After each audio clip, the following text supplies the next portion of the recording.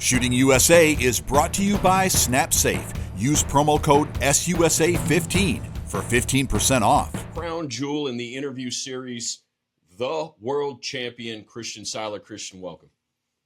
Good morning, John. Thank you for having me on. I appreciate it. Yeah, and thank you for getting up early and kicking it over to the office. I know West Coast time, it is quite early. But the big one, I mean, the World Shoot, this is, in fact, the Olympics of practical shooting, South Africa, and you are now two-time world champion. Tell me about it.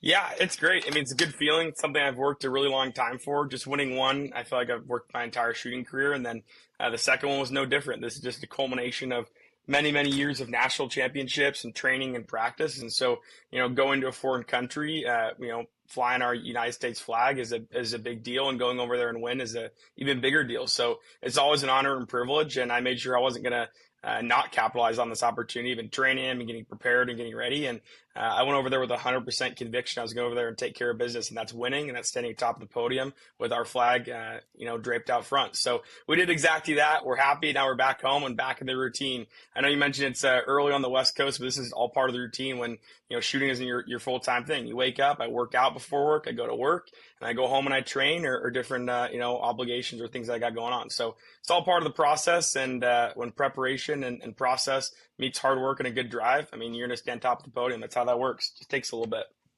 Dude, I mean, just right out of the gate, soundbite after soundbite. Let's talk about South Africa a little bit. Some of the others that I've talked to mentioned some of the challenges with travel. How was travel for you? Travel was actually good for me. I mean, there were some concerns about how much ammo you could bring. They sent out an advisory. Maybe it's only 500 rounds, 500 per gun. What's that going to look like?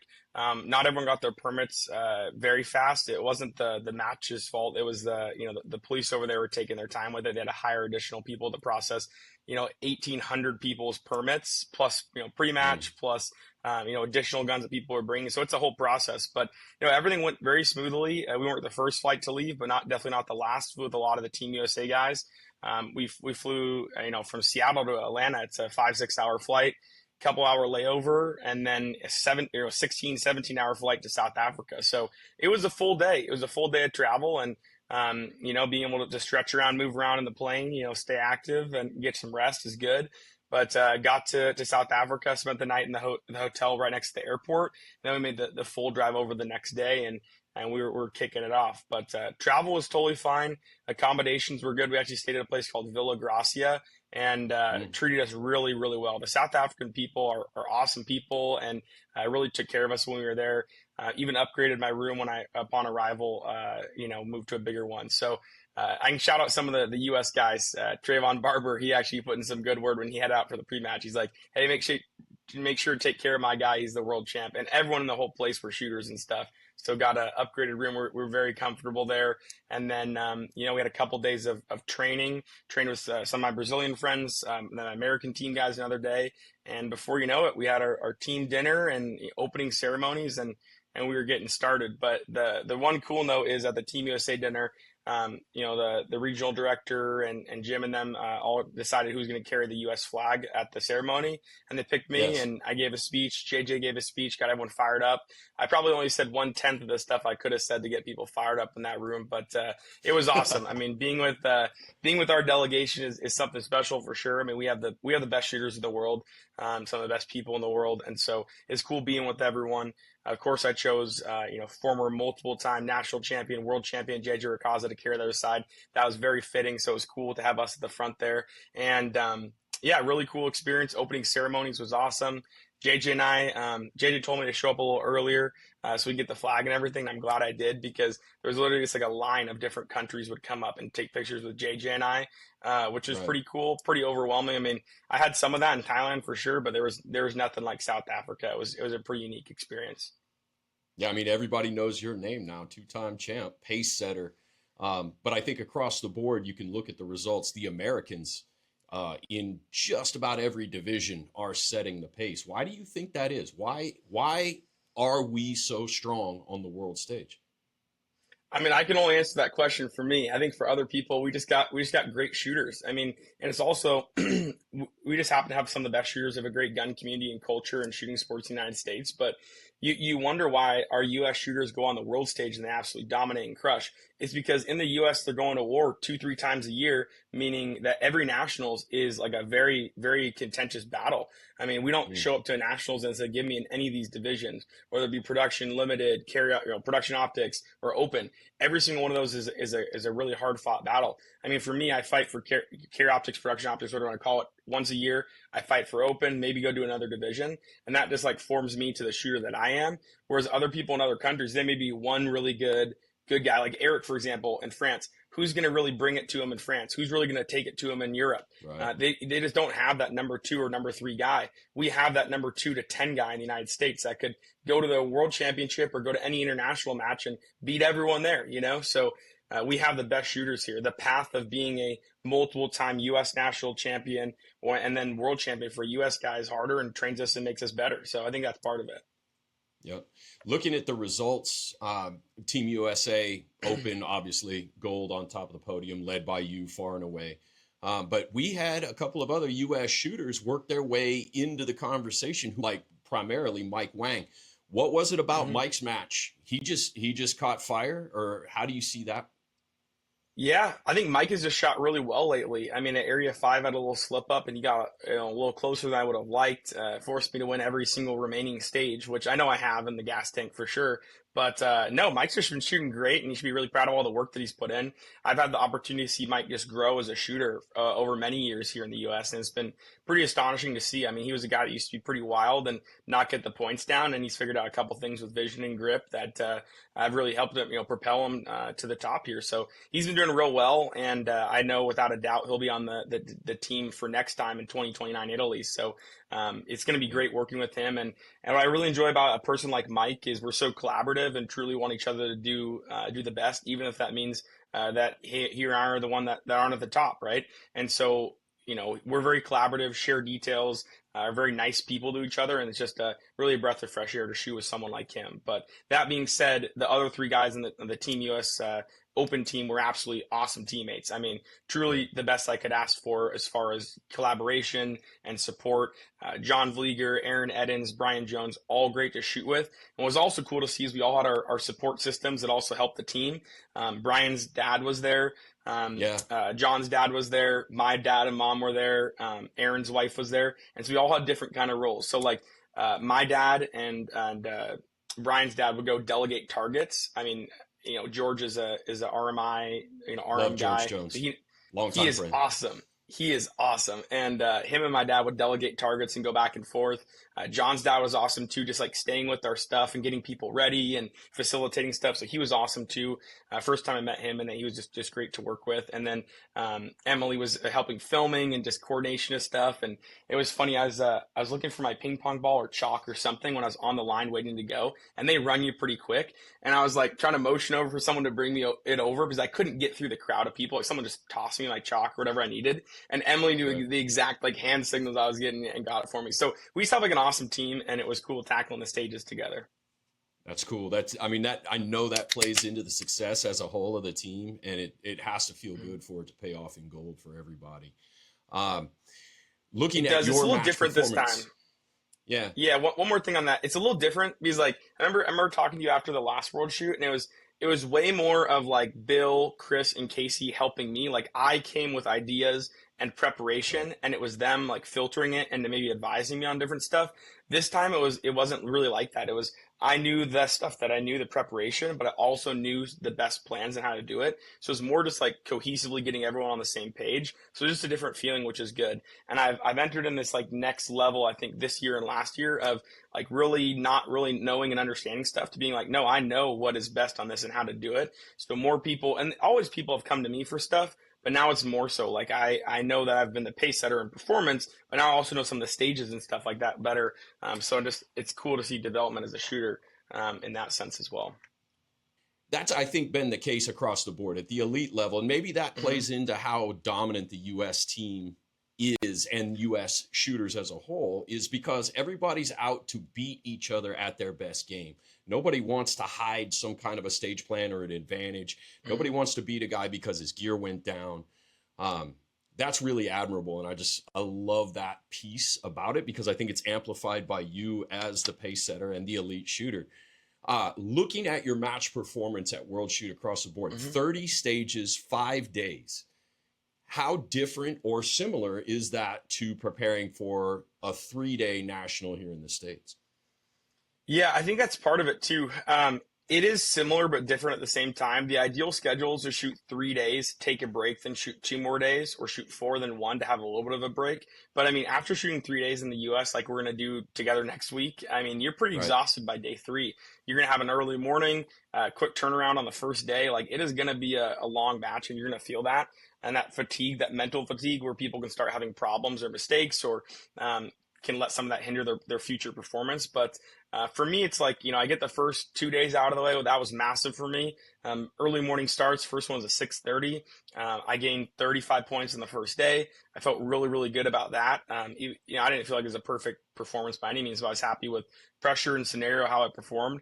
Second day, got there at 9:30, still really early, still kind of adjusting to the time schedule. I mean, I'd be asleep or going to bed back home. Prepare for that a little bit better this time by sleeping here and, have a few more days. But no, I went out there, put another 30 points on with a subpar performance, in my opinion. So I was up 61, still objectively really good shooting. Just for me, I'm, the world's harshest critic of myself. And then by the third day, starting a little bit later at 12, I felt a little bit more comfortable. But that's when you start to feel the wear and tear of 2 days on your hands, 2 days of focusing. I mean, you're locked in. It's not just 2 days of focusing. I mean, I gotta smile and take pictures with a couple hundred people a day on the range is kind of taxing. It was most taxing on the last day when I was really trying to focus. And it's great meeting people, but hey, I was at opening ceremonies. I've been there for 3 days. Let's not grab me when I'm walking up with chalk on my hands. But anyways, day 3 was taxing. I mean, that's where you really want to turn the corner. I remember I did part of the vlog, not the full vlog because it's just so time consuming, but I was on the third day like, hey, listen, I'm up 60. This is where people are going to be like, hey, am I getting buried or am I going to try to claw back? And so people are going to try to claw back, and I need to do my job of just continuously putting on points on these stages. And that's kind of the turning point after day 2 to day 3, where in the US, that's like the championship sprint. And so I felt like I was putting on the championship sprint, not pushing per se, but just, maintaining my distance, doing what I need to do, being very strategic. And how I sprint on the last day, like I feel like I've always been the day 3 guy in the US. I was a day 3 guy here at the World Championship, and I got up another 40 points. So I was up 105 points after 3 days, which is what I won IPSC by. But John, you and I remember being down in Florida, winning by 22 points or 30 points and thinking that was just awesome, And that's just not the phase that I'm at with this anymore. And so, instead of just like, being okay with a little bit of a lead, I want to absolutely win and make it a statement. I mean, what else is there left for me to do? It win all these matches. What can I do next? Oh, win it by more. And so I've just prepared myself even harder, tried to learn and grow. And I think you've seen that over the past year or two. So it's been good. 100%. The closer. That's, one last question about South Africa. Highlight of the trip for you. Best thing you ate, best thing you saw, something like that. Highlight of the trip. I think highlight of the trip was holding a 3-day-old lion, which was pretty cool at one of the places. Yeah, it's pretty nuts. Really cute little lion cub, which was pretty neat. But what was awesome about the trip is, I shot the first 3 days, and my dad really wanted to go see these 2 local game reserves. And I was like, hey, I'm here to shoot. And, they're totally on board with that. They get that. They're there to support and help me as best as possible. So we didn't plan anything, but I'm up by 105 points. And by no means was I getting distracted, but it's like, listen, I have more than a day's rest here. Let's just go take a nice drive and see a bunch of animals. So on Thursday, we saw the little lion cubs, all the lions and tigers and all that sort of stuff, and caracows and jaguars and all this. And then we, not jaguars, cheetahs and stuff like that. And then that day we went on another little game ride, saw rhinos and elephants and all that, which is really cool. And then, Friday we had another day of shooting. I put up another 30 points. I was like, oh, this is great. I have one more day of shooting. It starts late. So we went and saw some more animals and stuff that day, which was cool. Wrapped up Saturday, which was good. So the whole performance though was just like exactly how I would have drawn it up. I win 35 points a day. In the US, 15 to 20 is typically been my goal. I think I need to raise my goal even higher and just keep crushing. So it depends on the stages. I mean, the stages to an untechnical mind, people would see these stages as not technical, but every stage is technical. Like if you take a technical analysis of these stages, you find ways to be better than your next competitor. And so if people think these stages are easy or whatnot, you can look a lot deeper on the little quarters of seconds I'm trimming in different spots. But I put 30, 35 points on a day, no problem. Last day, I had a foot fault, which is just like really dumb. It was dumping rain, first shooter on a sequence we didn't know. I look out, my foot's out by like an inch. I was like, oh, well, that sucks. And it was frustrating on the last day because I'd be shot, more so people were like, oh, this is the last time to know where these guys are and see where they are, even though we have closing ceremonies and shoot offs. And so it was a little bit frustrating, going up to the line, putting chalk on my hands, and people are grabbing my hand or grabbing me to take pictures. So I love taking pictures of people, not when I'm the on-deck shooter. But so it was it was an interesting last day for sure. And immediately after you're done shooting, they pull you off the line to go do the drug testing instantaneously. You unload and show clear, and they grab you. It's kind of funny. Really? But highlight of the trip was a safari on the back end, doing 3 days at this reserve down the road, which was neat. Got to pet a elephant and giraffe and all that. So it's a pretty unique place out in South Africa. That's awesome. You're the first person I've talked to that's mentioned drug testing in IPSC or at World Shoot. Is that WADA? What is that? Are they looking for performance enhancers? How does that work? Yeah, looking for performance enhancements. I mean, they probably took one look at me and they're like, wow, this guy must be on some sort of steroid or performance enhancement. That can't be natural, but it's all natural. It's all natural. But they, I don't know who it is, but I think it's WADA or something like that. And they pull you off the line and you just go pee in a cup and then they test it and then you send it back, sort of thing. But no, we're all natty over here as much as we'll see what we do in the off season. I intend on putting on a good 10 or 15 pounds of pure muscle this off season. So, the allegations are already starting to fly. So, but yeah, no, it's good stuff and, keeps the sport fair. It's good stuff. Awesome, man. That's interesting. You're the first person in these interviews to mention that. And I wonder if that has to do with your position and finish and so on. Is it random or do you know?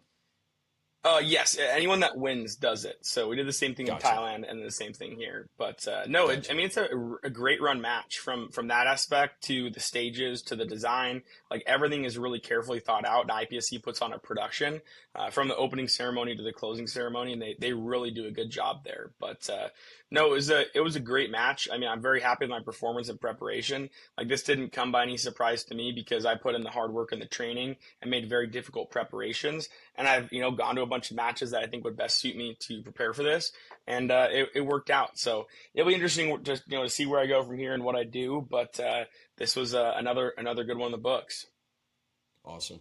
Speaking completely separate of this, at the same time that everybody's traveling, Hunter Constantine releases a sort of long form meet Christian, meet Mike, meet Shelly video that was so incredibly well produced. Like I was absolutely captivated by it, not only because I feel like you and I are friends and your mom and dad and I are friends, but also just his production style and finding some of your old home videos, reviews on Nerf guns, and that access, just amazing. Tell me more about how that project came to be.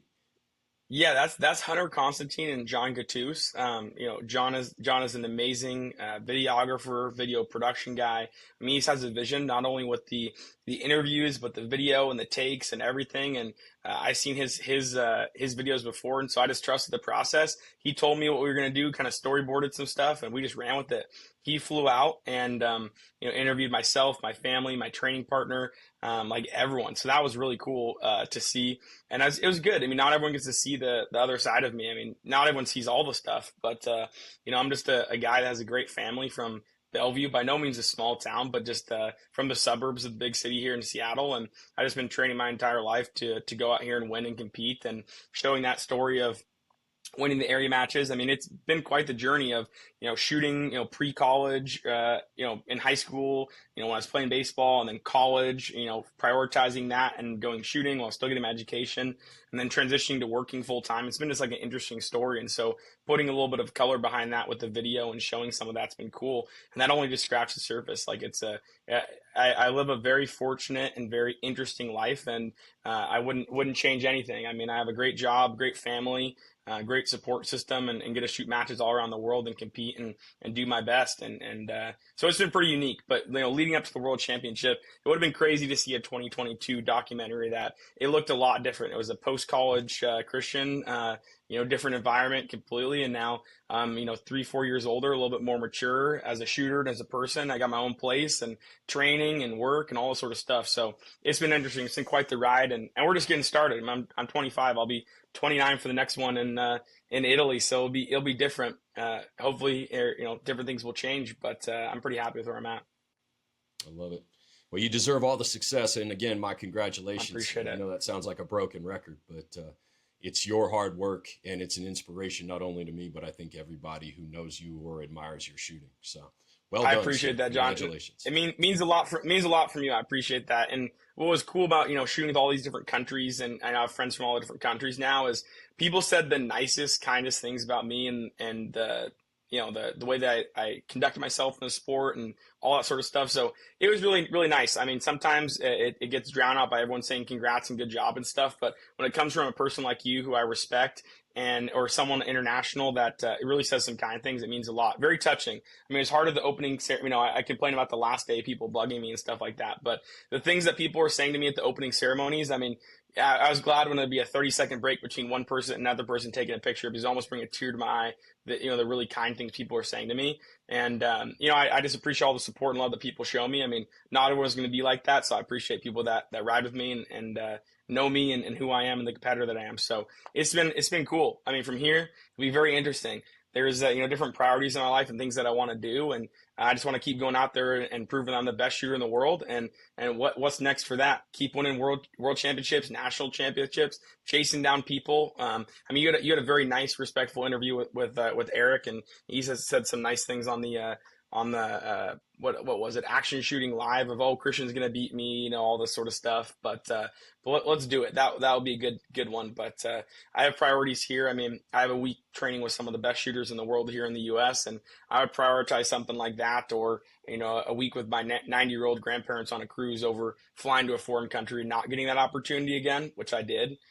So I want to make sure it's going to be a for sure thing, or I show up under the guise of a different name. But there's things that I want to do, and that's one of them for sure. But I have priorities, and I'm not just a full-time guy. I can go wherever and just waste a bunch of time. So that being said, there's different priorities. But for now, I'm just really grateful for the World Championship. We have nationals next week. I'd be lying to you if I said I've touched my gun since World Shoot. I haven't, but I'm gonna go dry fire tomorrow, shoot Saturday, Sunday, and Tuesday with Anthony, and then we'll be ready to rock. So we haven't been off the gun for too long. So I'll be seeing you and your awesome crew there, which should be really cool. You got it. We get in on Thursday, so we'll be looking for you. Thanks again for the access and the time, and thanks for getting up. I know you're up anyway, but I appreciate you getting to the office early so we could do this interview. Thanks, John.